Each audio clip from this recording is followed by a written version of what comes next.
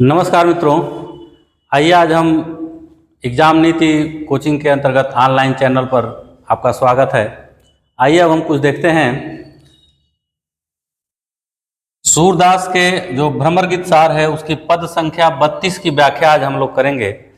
यह जो पद संख्या है ये आपके UGC net assistant professor ADB 51 दोनों में ये लगा हुआ है और साथ ही यूपीएससी हिंदी साहित्य आईएएस मेंस के हिंदी साहित्य का पाठ्यक्रम भी यह है। ठीक है, यूजीसी नेट और असिस्टेंट प्रोफेसर में पद संख्या 20 से 70 तक शामिल है। इसके अंतर्गत 32वें पद की व्याख्या हम लोग देखते हैं। यहाँ से क्या क्या क्वेश्चन आते हैं, कैसे बनेंगे, इसको हम लोग देखेंगे। पहले इसकी सरल व्याख्या करेंगे, फिर इसके बारे में हम देखेंगे। तो देखिए, इसको पहले एक बार हम लोग पढ़ते हैं। घर के ही बाड़े रावरे, नाहिन मीत वियोग बस, परे अनौगे अली बावरे। भूख मरी जाए चरे नहीं तिनका, सिंह को यही स्वभाव रे। श्रवण सुधा मुरली के पोसे, जोग जहर न ख्याव रे। उदो हम ही सीख का देहो, हरिबिन अनत न ठाव रे। सूरदास कहाँ ले कीजे, नाही नदिया नाव रे, था ही नदिया नाव रे। अब इसमें हम लोग ये देखेंगे कि ये जो कथन है ये गोपियों का कथन है उद्धव के प्रति। ये गोपियों का कथन है उद्धव के प्रति। व्यंग शैली में ये बताती हैं कि हे उद्धव, आप जो यहाँ बढ़ चढ़कर बातें कर रहे हैं ये वही कुछ बात है जैसे लोग अपने घर पे खूब बड़ी बड़ी बातें करते हैं, अपने जान पहचान वाले लोगों के बीच खूब बोलते हैं, लेकिन जब उनका सामना किसी दूसरे ज्ञानी व्यक्ति से होता है तो वो नहीं बोल पाते हैं, चुप रह जाते हैं।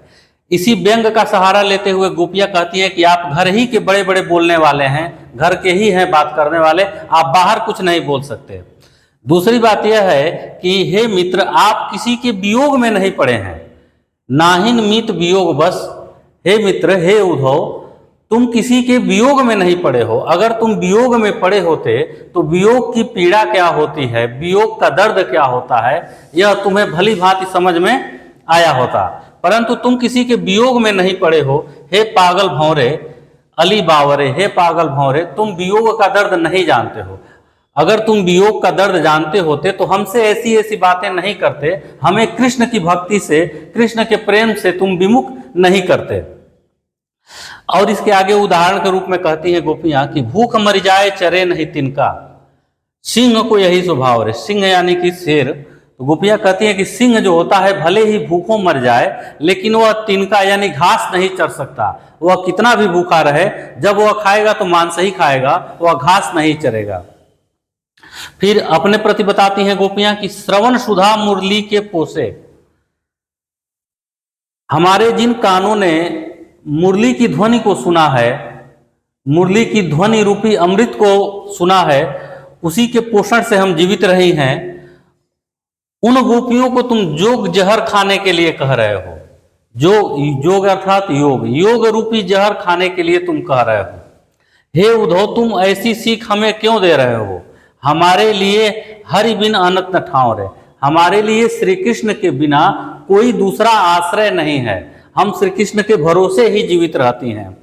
सूरदास कहाँ ले कीजे, था ही नदियां नाव रे।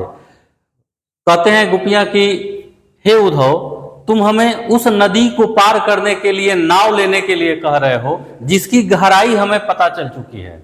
अर्थात जिस नदी की गहराई हमें मालूम है तो हम वैसे ही पार कर लेंगे, हमें नाव की क्या जरूरत है। अर्थात कहने का अर्थ है गोपियों का कि इस संसार की गहराई को हम समझ चुके हैं और ये जान चुके हैं कि इसे हम कृष्ण की भक्ति में, कृष्ण के प्रेम से ही पार उतर जाएंगे। तुम्हारे योग रूपी नाव की कोई आवश्यकता हमें नहीं है।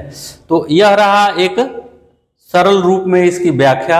अब हम ये बताते हैं कि आपको नेट में या प्रोफेसर में की परीक्षा में क्या पूछा जा सकता है। तो पहले तो कुछ कठिन शब्दों के अर्थ पूछ दिए जाएंगे। जैसे देखिए, इसमें एक ही कठिन शब्द है जो समझ में नहीं आएगा। अनवौगे जो शब्द है, ये शब्द है, इसका अर्थ होता है सहोगे। ठीक है, सहोगे। अनवौगे शब्द का अर्थ सहोगे। अली का अर्थ भंवरा बावरे अर्थात पागल। श्रवण यानी सुनना, सुधा अमृत। तो इन शब्दों के अर्थ पूछे जा सकते हैं। दूसरी बात यह है कि ये पूछा जा सकता है कि इसमें कौन कौन से अलंकार आए हैं। ठीक है, तो इस पूरे पद में 3 अलंकार आए हैं। पहला जो है कि भूख मर जाए चरे नहीं तिनका, सिंह को यही स्वभाव रे, यहाँ पर उदाहरण अलंकार है। ठीक है, तो ये पंक्ति देकर पूछ सकता है कि इस पंक्ति में कौन सा अलंकार है। तो उदाहरण अलंकार क्या होता है? जहां कोई साधारण सी बात कहकर उसके समर्थन में कोई दूसरी विशेष बात कही जाए। तो गोपियां जो बताती हैं कि हम कृष्ण प्रेम में किस तरह से कृष्ण के साथ जुड़ी हुई हैं, कुछ वैसा ही उदाहरण देती हैं कि जैसे सिंह जो है भले ही भूखों मर जाए लेकिन घास नहीं खा सकता, तो यहाँ उदाहरण अलंकार है। ठीक है, दूसरा जो है ये जोग जहर, इसमें हमें नहीं लगता है कि नेट और प्रोफेसर की तैयारी करने वाले लोगों को बताना पड़ेगा कि इसमें कौन सा अलंकार है। इसमें रूपक अलंकार है। कौन सा है? योग रूपी जहर, जोग जहर यानी योग रूपी जो जहर है, इसमें रूपक अलंकार है। और तीसरा जो अलंकार है थाही नदियां नाव रे, ये एक लोकोक्ति भी है। ये क्या है? ये लोकोक्ति है।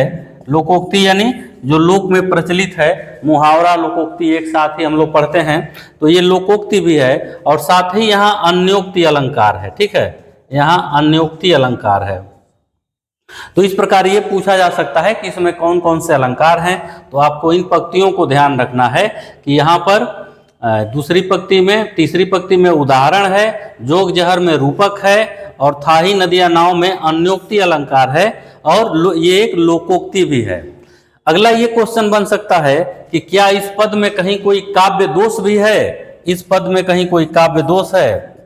तो इस पद में एक दोष है। देखिए यहाँ श्रवण सुधा मुरली, ये जो है यहाँ मुरली के साथ ध्वनि भी होना चाहिए। ठीक है, क्योंकि ध्वनि हम लोग सुनते हैं, मुरली नहीं सुनते हैं। ठीक है, तो मुरली के साथ अगर ध्वनि भी रहा होता तो ये पंक्ति सही रहती। ध्वनि नहीं है तो यहाँ पर न्यून पदत्व दोष है। ठीक है, न्यून पदत्व दोष है। तो ये पूछा जा सकता है कि श्रवण सुधा मुरली में कौन सा दोष है, कौन सा काव्य दोष है? तो यहाँ न्यून पदत्व दोष है। तो ये इस पूरे पद की हमने व्याख्या की, और इसमें कौन सा अलंकार है इसको बताया, और कौन सा दोष है हमने यह भी बताया। ठीक है, तो ये इस पद की व्याख्या रही। उम्मीद करते हैं कि आपको अच्छा लगा होगा। अच्छा लगा होगा तो हमारे चैनल को लाइक कीजिए, सब्सक्राइब कीजिए। धन्यवाद।